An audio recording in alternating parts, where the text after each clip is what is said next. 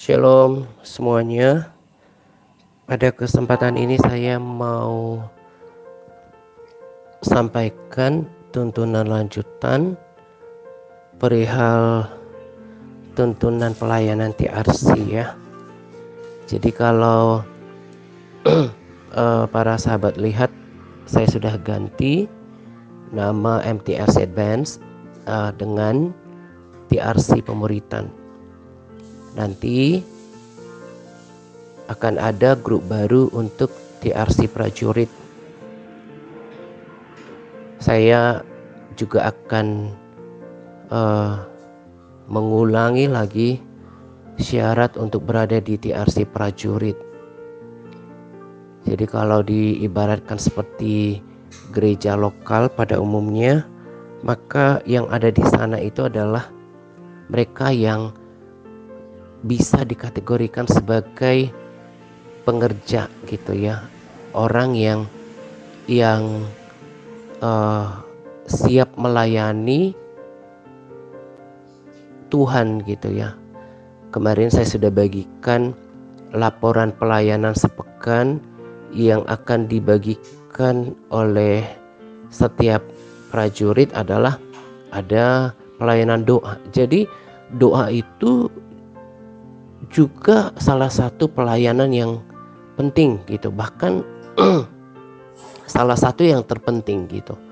Kalau seseorang berkomitmen untuk menjadi pendoa bagi pelayanan, bagi pokok-pokok doa yang dibagikan, berdoa sungguh-sungguh, lalu berdoa untuk kota, itu juga sebuah pelayanan. Nah, tentu juga disertai dengan pelayanan yang biasanya kita lakukan gitu ya, berkomitmen untuk berbagi menu TRC baik dari video pendek, VSSP ataupun posting lain. Pagi hari ini sebelum saya lakukan rekaman, ini saya rekaman pada hari Rabu siang gitu ya. Tadi ketika buka handphone saya ada pesan dari messenger dari seorang ibu yang mau bergabung dengan pemuritan.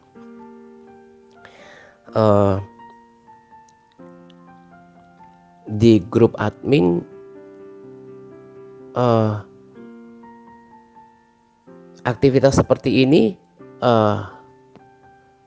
sering terjadi gitu ya, dan inilah salah satu pelayanan dari tim admin. Mereka yang ingin bergabung dalam pemuritan. Saya sangat bersuka cita ketika ada orang-orang yang mau atau rindu dimuridkan gitu. Karena apa? Karena saya ngerti bahwa pada umumnya kebanyakan orang Kristen di gereja-gereja lokal tidak menekankan aktivitas pemuritan. Padahal itulah pesan daripada amanat agung, bagaimana setiap jemaat Tuhan dituntun, didisiplinkan, dilatih untuk melakukan apa yang selama ini kita lakukan, aktivitas rohani. Karena itu adalah sesuatu yang Tuhan ajarkan kepada para muridnya, untuk berdoa, untuk berpuasa, untuk memiliki jam-jam doa yang teratur, memiliki gaya hidup memuji menyembah Tuhan, bahkan berpuasa, memiliki pergaulan yang erat dengan firman Tuhan, mau belajar firman Tuhan setiap hari. Jadi ketika kedatangan orang-orang baru seperti ini, baik yang japri saya pribadi, kirim saya pesan ya, atau lewat tim admin, tentunya itu datang dari apa? Dari pelayanan dari pelayanan setiap kita, khususnya tim The Warrior, yang mereka membagikan video-video pendek saat ini ya, kebanyakan yang di dalamnya ada undangan untuk bergabung dalam pemuritan. Setiap orang yang mendapat bagian dalam pelayanan seperti ini, itu nanti akan mendapatkan upah daripada Tuhan. Tadi saya katakan saya sangat bersuka cita ketika kedatangan orang-orang yang berminat dalam dalam pemuritan, baik lewat saya pribadi maupun tim admin, yang tentunya sekali lagi saya katakan ini karena pelayanan kita semua, khususnya The Warrior.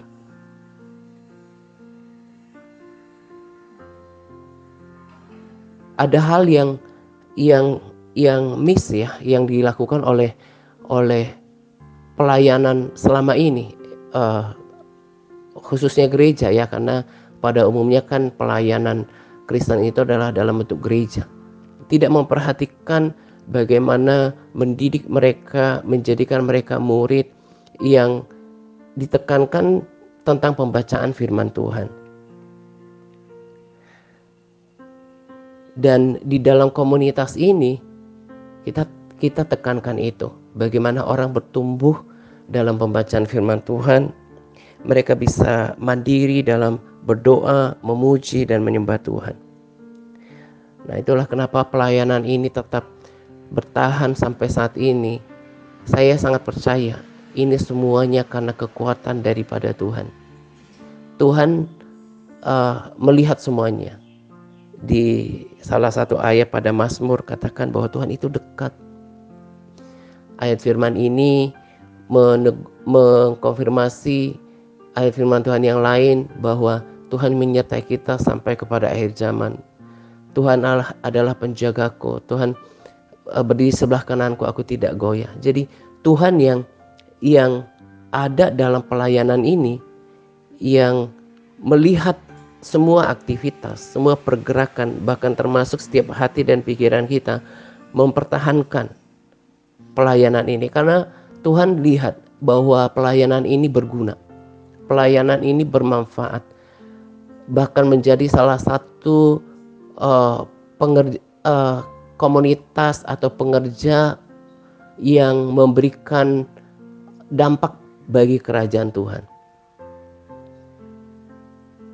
Kalau pelayanan ini masih berdiri sampai saat ini, tadi saya katakan itu tentunya karena kekuatan Tuhan.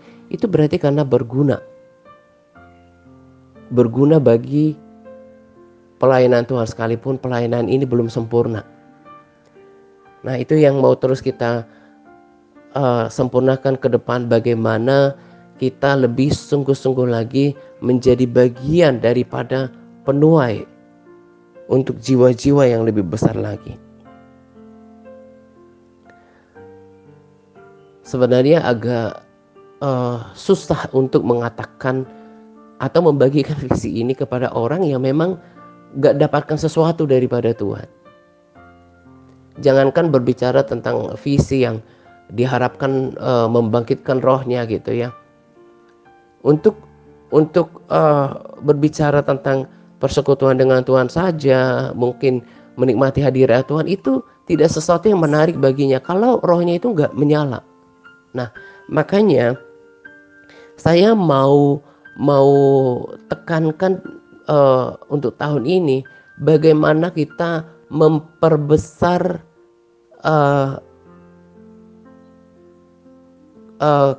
kapasitas rohani kita, meningkatkan aktivitas rohani kita. Karena ini kekuatannya, ini pilar. Kalau perhatikan di akun pribadi saya, seorang hamba Tuhan yang sudah tinggi track record pelayanannya gitu ya, bahkan secara gelar atau pendidikan teologi ya, beliau sudah doktor gitu ya. Tapi apa yang dipercakapkan, apa yang dibicarakan, itu hal yang sederhana yang yang dalam tanda kutip ya tidak perlu dipelajari di bangku kuliah. Itu tentang doa, tentang bersekutu dengan Tuhan, tentang memuji dan menyembah Tuhan, tentang uh, uh, kalau saya gabungkan dengan pesan-pesan hamba Tuhan yang sama juga, yang juga besar namanya di Indonesia, yang disampaikan dalam khotbah-khotbahnya gitu ya. Yang kita perlukan itu adalah selain bertekun dalam doa, mencari wajah Tuhan, itu adalah berlatih, belajar, bertekad untuk percaya. Ini kan sesuatu yang memang tidak perlu dipelajari. Tidak perlu seorang yang berpendidikan teologi yang tinggi. Gak perlu sekolah teologi ya di sini. Saya tidak sedang mengatakan belajar itu nggak perlu, tapi maksudnya adalah hal-hal yang justru fundamental, yang penting, yang pondasi, yang utama dalam kekristenan itu adalah sesuatu yang kita bisa pelajari bahkan kita tidak pergi ke sekolah teologi sekalipun. Yaitu bagaimana kita melakukan bagian kita untuk berdoa, memuji, menyembah Tuhan, percaya. Pertentangannya, musuhnya adalah, udah berkali-kali saya katakan, adalah diri kita ini. Kemalasan kita, kelemahan daging kita, ketidakpercayaan kita. Inilah nanti yang membedakan mereka yang berjalan dengan iman, yang sudah mengalami hadirat Tuhan, bahkan perjumpaan pribadi dengan Tuhan di dalam persekutuan pribadinya, baik pembacaan firman Tuhan, dia temukan Tuhan yang hidup. Dalam persekutuan pribadinya dia rasakan Allah yang hidup gitu. Salah seorang sahabat japri saya video dari channel yang sama yang saya rekomendasikan gitu ya. Belum sempat saya tonton semuanya, tapi di awal saya baru cicil, saya lihat sampai 20 menit pertama gitu ya. Beliau ini bercerita tentang prinsip kekristenan yang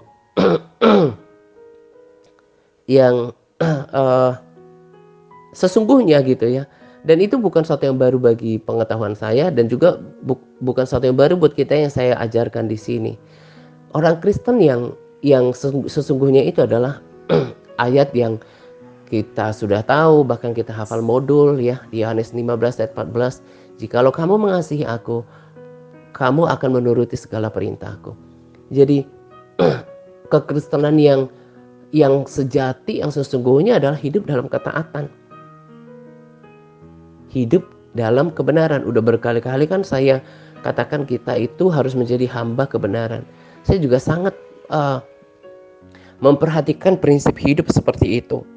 Kita katanya ke gereja, kita sangat kelihatan rohani, menonton konten-konten rohani, mendengarkan pujian penyembahan, bahkan pelayanan. Tapi prakteknya kita menjadi pribadi yang lain. Saya ada ketemu yang seseorang gitu ya. Ketika satu masa saya melakukan perjalanan dengan dia gitu ya. Dia biasa tinggal di Sumatera, dan ketika di Jawa dia saya lihat menyetir gitu ya. Dia bersungut-sungut, dia marah-marah, dia kesel dengan kondisi jalanan di Jawa yang ramai gitu ya. Tentunya macet gitu. Di sana dilatih kesabaran. Sepanjang jalan dia bersungut-sungut, dia menggerutu, dia kesel sama mobil-mobil di sekitar kita gitu ya.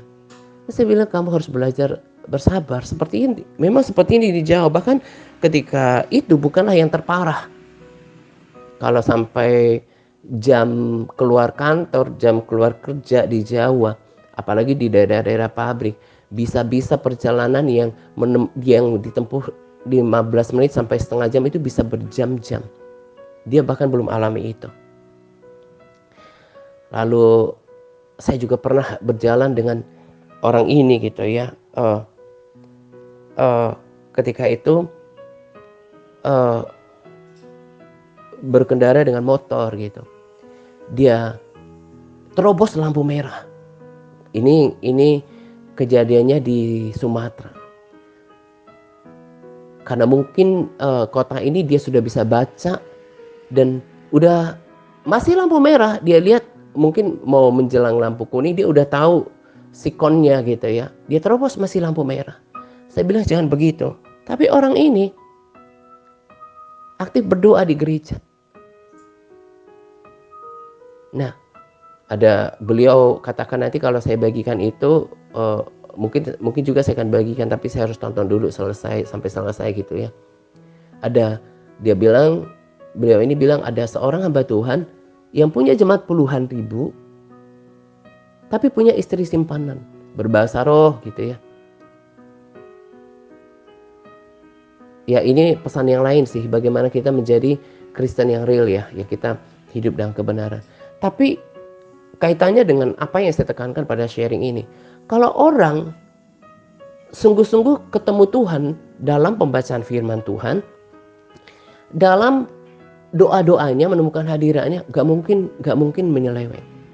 Itu yang saya bagikan di akun pribadi saya itu. Kalau orang berdoa gak bakalan mungkin lemah sampai terpuruk. Ketika orang bertekun berdoa, apalagi berpuasa gitu ya, memiliki jam-jam doa yang teratur, dia akan cepat tersadar kalau dia digoda oleh dosa. Karena kan pikiran kita ini menjadi ajang pertempuran bagi si jahat untuk menjatuhkan kita. Ketika niat berbuat dosa atau pikiran jahat muncul, itu kan belum dosa kalau tidak dibuahi. Tapi kalau dinikmati, dilanjutkan dengan tindakan apapun, entah perkataan, tindakan anggota tubuhnya, entah berkata-kata, melihat atau apapun itu baru dosa. Nah, tapi orang kalau hidup dalam doa, pujian, penyembahan, berpuasa, merasakan Tuhan, ketemu Tuhan, itu akan membuat dirinya kuat untuk lari daripada dosa itu. Dia akan punya perasaan yang baik terhadap Tuhan. Dia nggak mau menyakiti hati Tuhan. Dia akan tahu jalan yang sesat. Dia akan bisa cepat tersadarkan. Daud cepat disadarkan ketika dia berbuat dosa. Saya sangat yakin itu adalah salah satu daripada hal yang positif ketika seseorang memiliki persekutuan dengan Tuhan. Cepat bertobat, cepat minta ampun, berbalik, tidak mengeraskan hati seperti Saul yang saya pahami, dia tidak memiliki persekutuan pribadi dengan Tuhan.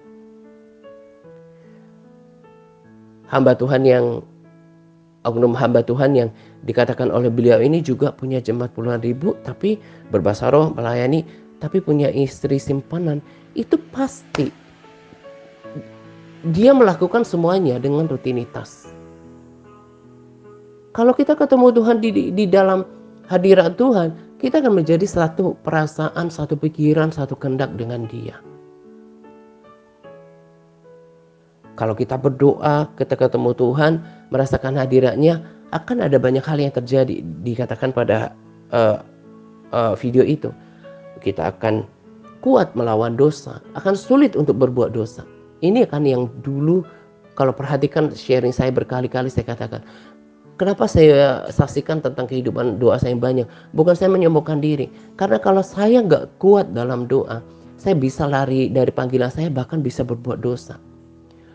Doa itu mencegah saya itu nggak berbuat dosa. Doa membuat saya kuat, mendapat kekuatan yang supranatural yang daripada Tuhan. Doa akan terus mengawal perjalanan hidup saya. Doa akan membuat kita semakin mengasihi Tuhan. Doa akan membuat hidup kita diubahkan karakternya. Kenapa saya tekankan doa untuk mulai tahun ini, bukan cuma tahun ini gitu ya. Sadarilah, kenapa diri kita selama ini up and down, jatuh bangun, sebentar on, sebentar off. Bahkan kok kayaknya itu eh, nggak ada nggak ada nggak ada nyala api, nggak ada gairah yang menyala-nyala di dalam dirinya. Bahkan menjadi fokus untuk dirinya, mengasihani diri sendiri. Dengarkan baik-baik. Karena di dalam doanya nggak ketemu Tuhan. Saya bersaksi 100% saya kuat sekarang. Itu karena saya mengalami hadirat Tuhan. Saya menikmati pembacaan firman Tuhan. Di waktu-waktu terakhir kan saya katakan, di hari-hari yang akan datang akan semakin sulit. Nah, kalau tidak diimbangi dengan kekuatan rohani yang kuat, pasti akan terjatuh. Percuma juga kita tahu banyak firman Tuhan, kita dengarkan konten rohani kalau kita tidak terapkan itu dalam kehidupan kita sehari-hari. Dan saya katakan tadi, pondasi hal yang penting yang kita lakukan dalam melakukan semuanya. Untuk menjadi taat itu perlu kekuatan Tuhan. Tidak mudah untuk taat, tidak mudah untuk menaklukkan daging, tidak mudah untuk berubah. Makanya Tuhan katakan tinggal di dalam Dia. Nah, makanya ini yang saya mau tekankan pada kesempatan ini. Jadi kalau udah lihat di MTRC Advance tadi saya katakan udah diubah menjadi TRC Pemberitaan, nanti secara perlahan saudara yang ada di Big Internet akan digabungkan ke situ. Big Internet akan dihapus, dan syarat untuk berada di sana itu nanti saudara yang udah konsisten dari awal, udah kelihatan performanya nggak bolong-bolong, kecuali karena masalah sinyal ya, nggak bolong-bolong untuk memberikan LPAR minimal 50 kali. LPAR itu berarti kan kurang lebih 1 tahun. Kalau masih 25 kali itu belum bisa masuk ke TRC Pemberitaan. Nanti yang masih baru melakukan LPAR itu masih akan digabungkan ke TRC Penjangkauan. Karena saya nggak mau di TRC Pemberitaan ini ada keluar masuk. Ya, yang saya rindukan hanya bergabung aja gitu ya. Jadi yang udah at least di atas 70%, at least ya minimal 70% kita sudah lihat performanya bahwa orang ini sungguh-sungguh mau dimuridkan, mau membaca firman, mau berdoa. Kalau masih baru, apalagi dari awal itu udah bolong-bolong gitu ya, itu masih akan digabungkan ke TRC Penjangkauan kasih, karena masih belum jelas kebulatan tekadnya untuk melakukan pemberitaan. Sebab udah banyak sekali, ada orang sudah sampai L425 mundur teratur gitu ya. Jadi di TRC Pemberitaan mereka yang sungguh-sungguh untuk mengikuti pemberitaan, karena nanti dari sinilah cikal bakal mereka yang akan bergabung di prajurit. Mereka tentunya sudah tidak lagi terikat dalam dosa, tidak lagi bergumul dalam tidak lagi kompromi dengan ketidaktaatan, karena ini akan memasuk ke level yang lebih bagaimana membangun kehidupan doa. Jadi nanti di prajurit itu akan diatur secara perlahan, dan saya percaya semakin hari semakin sempurna. Setiap jam itu akan terisi dengan jam-jam doa. Di sini harus betul-betul dipertimbangkan, jangan buru-buru untuk bergabung, karena nanti setelah diatur jam doanya, kita harus bersedia ditugaskan kalau ada jam doa yang yang lowong dan memang kita punya waktu. Harus bersedia untuk masuk ruang doa. Jadi kalau kayak di gereja lokal ada menara doa gitu ya, masuk menara doa. Sekalipun ini tidak ada tempat fisiknya, tapi di tempat kita masing-masing, sebab kita kuasa Tuhan gak dibatasi oleh tempat gitu ya. Harus mau masuk berdoa secara bergiliran berdoa. Mengangkat pokok-pokok doa tentang pelayanan ini. Karena Tuhan udah percayakan kita orang-orang. Jadi ini yang di prajurit itu yang tidak lagi menghiraukan dirinya sendiri, tapi fokus untuk pelayanan. Dia udah harus mau membayar harga, bertekad untuk menyangkal kemalasannya, kelemahannya. Tadi kan saya udah bilang,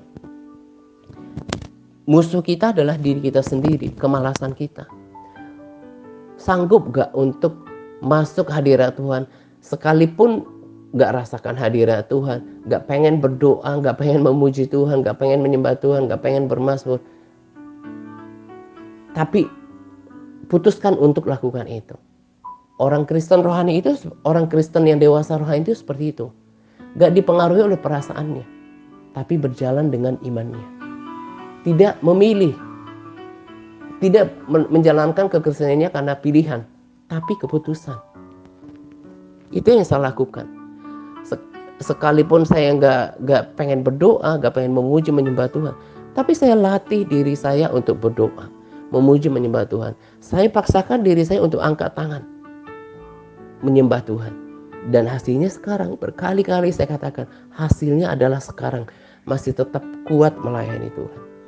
Lagi-lagi saya ulangi, sadarilah kenapa selama ini kok kayaknya itu tiba-tiba kehilangan gairah.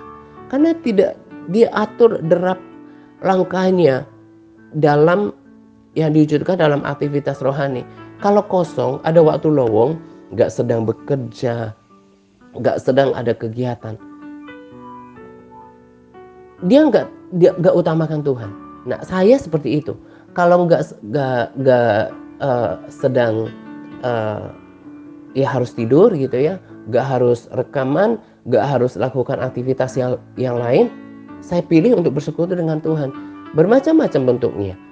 Kalau tidak masuk ruang doa, dengarkan pujian penyembahan, ikut menyembah Tuhan, dengarkan video-video yang membangun. Itu yang membuat kita akan tetap kuat dan berbuah.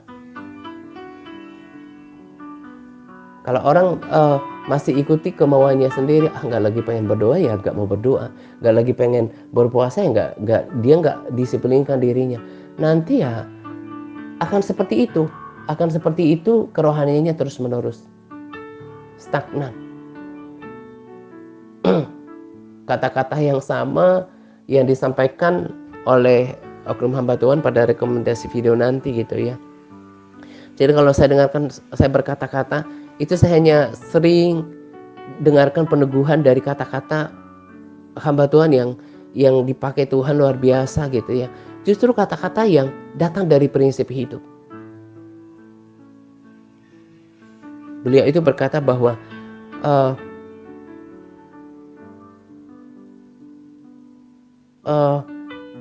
kerohanian kita itu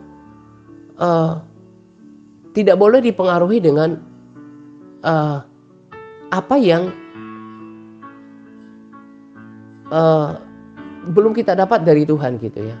Jangan hanya bersuka cita, bergembira, mau berdoa, melakukan semuanya karena semuanya baik-baik saja. Kata-kata yang sama saya ulangi berkali-kali dalam sharing saya di waktu yang lalu. Sekalipun Tuhan gak sembuhkan sakit saya, sekalipun Tuhan gak jawab doa saya, gak berikan seperti yang saya harapkan, saya tidak akan pernah menjadi lemah, melepaskan iman saya, apalagi menggerutu bersungguh-sungguh. Sebab saya tahu namaku sudah tercatat dalam kitab kehidupan. Ada hal yang lebih berharga yang saya harus pertahankan dengan menjaga sikap tidak bersungut-sungut, tidak menjadi kecewa demi sesuatu yang besar tadi. Jiwaku sudah diselamatkan oleh Tuhan. Namaku sudah tercatat dalam kitab kehidupan. Apa yang Tuhan sediakan di surga itu jauh lebih mahal, lebih tinggi, lebih besar daripada apa yang sanggup bisa saya doakan gitu. Sebab Tuhan berkata bahwa apa yang tidak pernah dilihat oleh mata, tidak pernah didengar oleh telinga, tidak pernah timbul dalam hati, semua itu sudah Tuhan sediakan di surga. Masa karena hal-hal yang sementara, yang kita tidak puas dengan kehidupan kita, karena apa yang kita harapkan tidak terjadi, lalu kita buang yang ini, yang Tuhan sudah sediakan di depan, itu kan perilaku yang bodoh.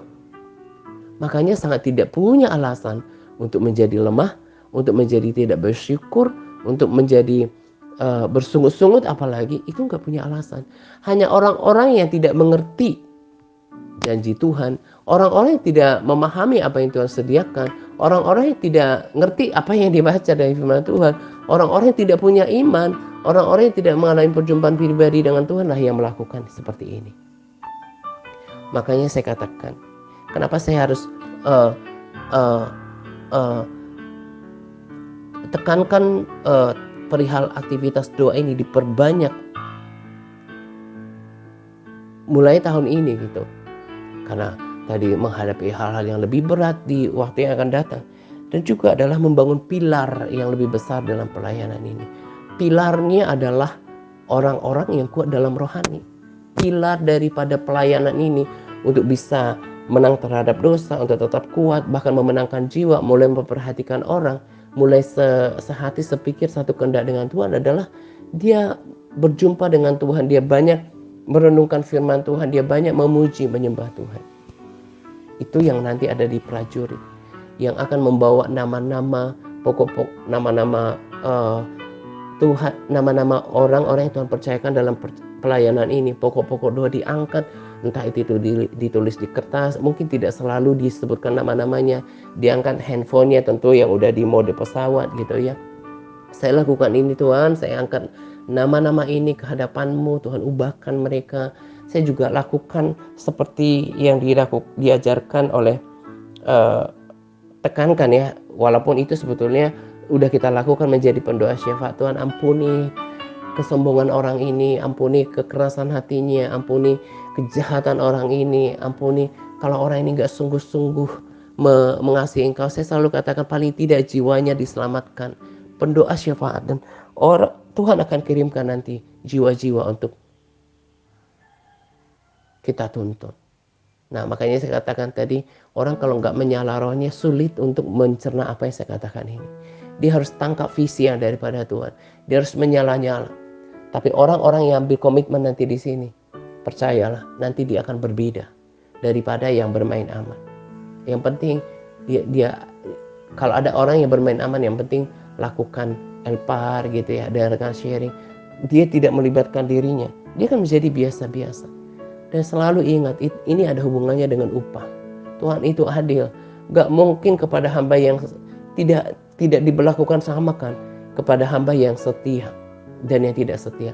Bahkan yang setia yang diberikan 2 talenta dengan 5 talenta, itu kemudian yang dipercayakan talenta adalah kepada dia yang lebih setia, yang 5 talenta, yang punya kapasitas lebih. Ini menyangkut masa depan kekekalan. Jadi jangan berpikir, wah itu ya biarlah mereka yang dapat gitu ya. Jangan punya mentalitas seperti itu, tapi harus mau yang lebih lagi di dalam Tuhan. Nah itulah nanti yang berada di prajurit. Kalau nanti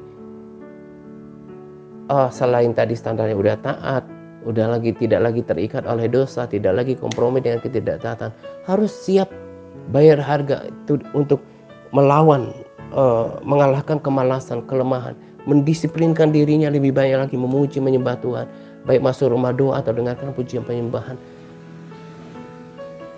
dan dia akan menjadi kuat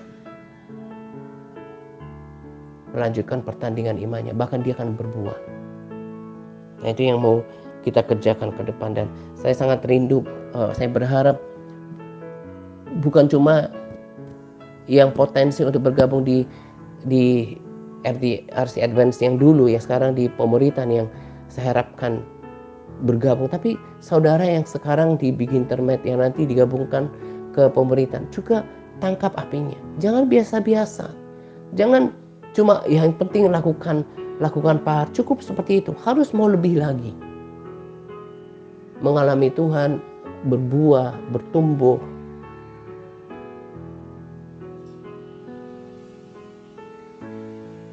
Melakukan lebih banyak untuk kerajaan Tuhan.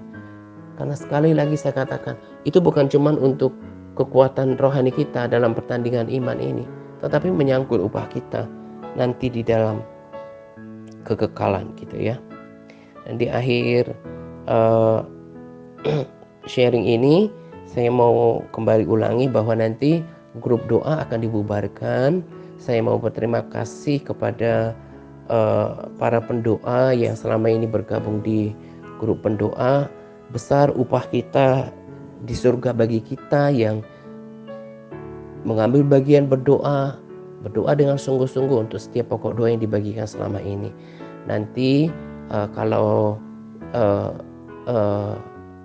grup ini akan dibubarkan, saya sudah sampaikan penegasannya di akhir dari sharing ini. Jadi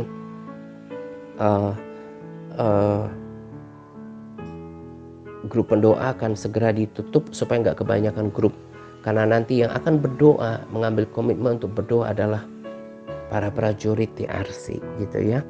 Dan juga nanti saudara yang ada di Big Internet itu grup akan dihapus, dan akan perlahan saudara yang konsisten melakukan LPAR minimal 50 kali atau kurang lebih 1 tahun akan digabungkan ke TRC pemerintahan, dan yang kurang dari 50, yang masih 25, yang masih pemula itu akan digabungkan ke TRC penjangkauan gitu ya. Jadi saya ulang-ulang ini karena ini yang terpenting. Kalau kita nggak lakukan bagian kita, itu percuma kita tahu banyak firman Tuhan. Tapi kalau sekali berkomitmen untuk berdoa, memuji, menyembah Tuhan, bermazmur, nikmati hadirat Tuhan, ketemu baik dalam pembacaan firman Tuhan. Hal-hal yang tadi bahkan yang dikatakan hamba Tuhan yang tadi saya katakan dibagikan oleh sahabat itu kan bisa. Gak mungkin orang yang ketemu Tuhan hidupnya gak diubahkan. Paulus menjadi penganiaya jemaat ketika dia bernama Saulus sebelum bertemu dengan Tuhan. Tapi ketika ia mengalami perjumpaan dengan Tuhan, hidupnya diubahkan 180 derajat. Dia menjadi orang yang berbalik, membela kebenaran, mengikut Tuhan, mati-matian. Orang kalau sudah mengalami perjumpaan dengan Tuhan, menikmati hadirat Tuhan, dia akan dimampukan untuk hidup taat. Dia tidak lagi suka melakukan dosa, gak betah di situ. Dia gak mungkin menyimpan dari jalan-jalan kebenaran.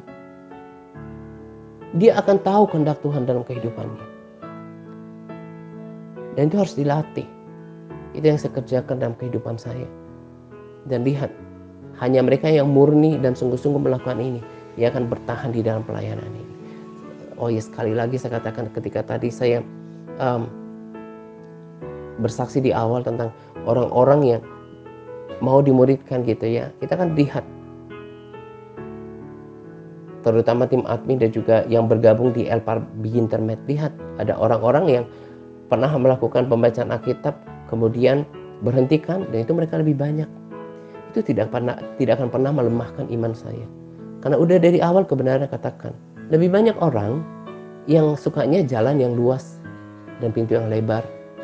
Pelayanan kita, doa-doa kita tak lantas menjadi sia-sia. Bahkan mereka yang udah bertahun-tahun kemudian tidak lagi bersama kita, berubah setia, gak akan sia-sia. Kita sudah melakukan bagian kita. Sebab keputusan terakhir adalah di diri orang itu. Dia mau berubah apa enggak, dia mau setia apa enggak, dia memiliki kerendahan hati apa enggak. Jadi saya tidak pernah menjadi patah semangat kalaupun jumlahnya tidak seperti layaknya gereja yang puluhan ribu gitu ya. Saya oleh hikmat Roh Kudus dapat pengertian kayak gini. Musa itu bahkan lebih berharga daripada satu bangsa, itu bangsa Israel. Kan ketika Tuhan murkakan, Tuhan bilang, aku bisa bangkitkan keturunan dari kamu dan musnahkan ini semua orang Israel. Yang pada waktu itu adalah jumlah laki-laki saja itu ratusan ribu. Jadi yang mau saya katakan adalah, sekalipun jumlah nanti katakanlah yang di pemuritan lah, terlebih di prajurit cuma sedikit. Tapi satu orang Musa, satu orang Daud dari antara orang Israel ditemukan yang berkenan, itu lebih berharga, lebih bernilai tinggi di mata Tuhan daripada banyak orang. Tapi yang tadi bahkan melayani tapi masih gak tahu dia menyimpang ternyata. Lebih baik satu orang yang hidupnya berkenan kepada Tuhan, hidup dalam menyembah Tuhan, menyenangkan hati Tuhan, selalu berdoa dengan sungguh-sungguh. Itu yang lebih menyenangkan hati Tuhan.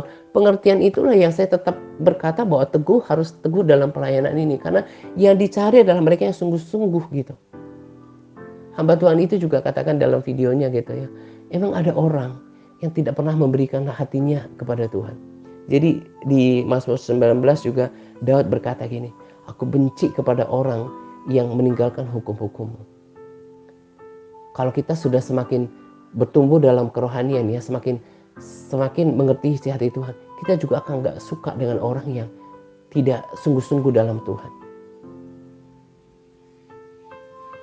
Ada orang-orang yang seperti orang Israel sampai berputar-putar 40 tahun di padang gurun karena tidak pernah memiliki kesungguhan dengan Tuhan.